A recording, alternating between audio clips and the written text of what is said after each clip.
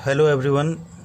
इस वीडियो में हम देखेंगे what is Meta tags, Meta title, Meta description, slugs and permalinks. कैसे ये इफ़ेक्ट करते हैं हमारे वेब पेज के रैंकिंग में, और एसईओ योस्ट कितना हमको हेल्प करता है इनको असेंबल करने में, इनको ठीक से लिखने में। तो आइए शुरू करते हैं। Tags, Meta tags means title tag and description tag कैसे हम एसईओ योस्ट में लगाते हैं, और साथ में हम परमालिंक के बारे में भी जानेंगे। Permalink means permanent and link that is permanent. तो हमें उस एक बार परमालिंक को हमने जब सेट कर दिया, फिर हमें उसे छेड़ना नहीं होता है, वो उसको उसी पे सेट रखना होता है। तो हम जब very first time permalink set करें तो उसको उस हिसाब से सेट करें कि वो एसईओ फ्रेंडली रहे और उसमें एक हमारा कीवर्ड भी हो, तो जो मेन कीवर्ड है। तो पहले देखते हैं परमालिंक होता कहाँ पे है। उसके लिए हम सेटिंग में आएंगे। सेटिंग में आने के बाद यहाँ परमालिंक का ऑप्शन दिखता है, ये परमालिंक का ऑप्शन है। परमालिंक पे क्लिक किया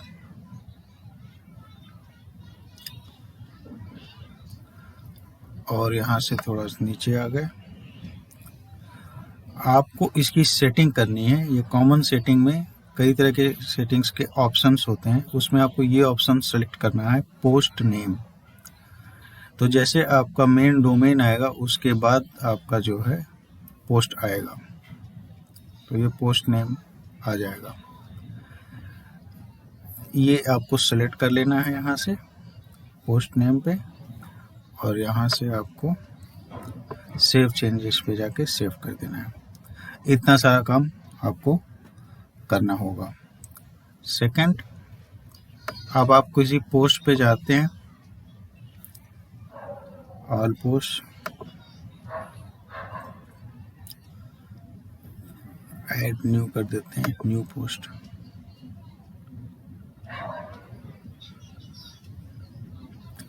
अब किसी नए पोस्ट के बारे में हमें लिखना है, तो लेट्स से हम टाइटल डाल देते हैं, what is SEO and its importance in ranking in web page ranking, in web page ranking, कुछ इन वेब पेज रैंकिंग। अब हम इसको यहाँ से पब्लिश कर देते हैं।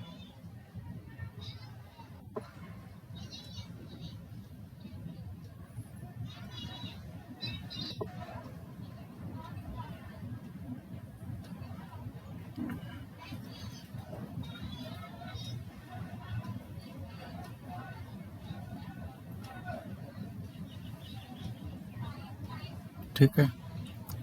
अब जो ये पेज आ रहा है पोस्ट एड्रेस,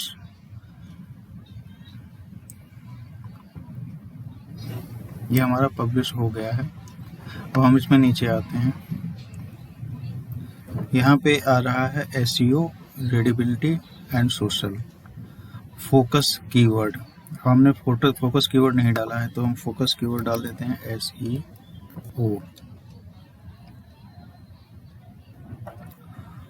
अब यहाँ से मोबाइल रिजल्ट पे देख सकते हैं, यहाँ से डेस्कटॉप रिजल्ट पे देख सकते हैं। डेस्कटॉप पे हमें ये ऐसे दिखेगा, मोबाइल पे हमें ये ऐसे दिखेगा।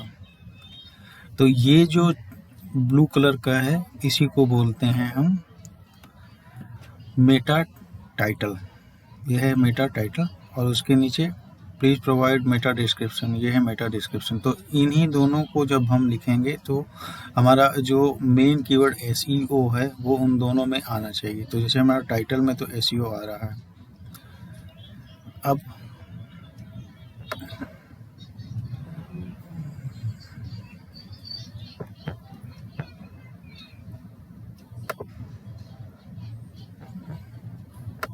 और ऊपर आते हैं,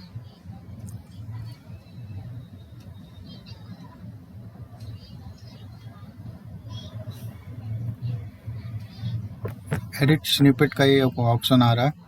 एडिट स्निपेट को अगर हम क्लिक करेंगे तो अब हमें देखने को मिल रहा है SEO title, slug and Meta description. तो यहाँ पे जब हम अपना टाइटल लिखेंगे, लेट्स से हम अपना टाइटल इसी को लिखते हैं, आप अपने हिसाब से अपना टाइटल लिख सकते हैं। अब हमने इसको लिया और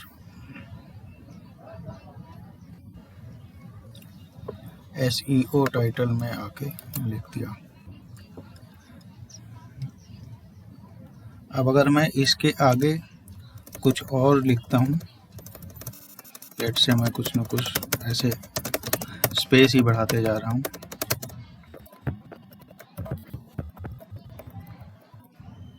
तो ये रेड हो गया। रेड मीन्स कि अब आपको इसके आगे नहीं लिखना है, जब ग्रीन रहे वही आप स्टॉप कर सकते हो। जैसे अगर मैंने इसको यहाँ से हटा दिया और यहाँ पे मैंने कुछ भी और टाइप किया, अब देखिए ये रेड हो गया। तो इसको ग्रीन तक ही रखना है, तो आप यहाँ तक लिख लीजिए, इसके आगे फिर आप पाइप लगा के अपने कंपनी का नाम लिख सकते हैं, अपने कंपनी का नाम लिख सकते हैं। तो ये हो गया आपका मेटा टैग। इंश्योर करना है कि मेटा टैग में आपका रूट कीवर्ड या जिस कीवर्ड पे आप लिख रहे हो वो इंक्लूड हो। स्लग में भी आपका रूट कीवर्ड होना चाहिए, जैसे SEO है, what is SEO and its importance. अब इतने को हम चाहें तो हटा सकते हैं, क्योंकि इसमें तो है नहीं हमारा कीवर्ड और ये बहुत बड़ा लग रहा है। अब ये छोटा होगा, what is SEO and its importance.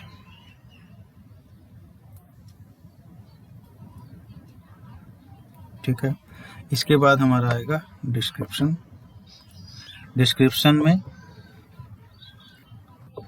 Modify your meta description by editing here. तो यहाँ पे SEO के बारे में लिखना होगा। SEO stands for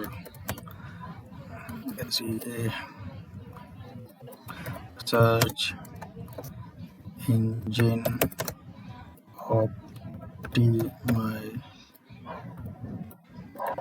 optimization and it enables web pages to rank on Google when someone when someone searches for a particular, देखिए अब ग्रीन हो गया। अब यहाँ पे आप रोक सकते हो, पर्टिकुलर जहाँ तक ग्रीन चलेगा चलेगा, उसके बाद रेड हमें नहीं जाना है, उन पर्टिकुलर कीवर्ड।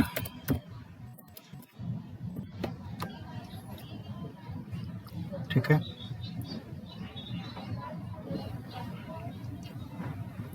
तो ये है,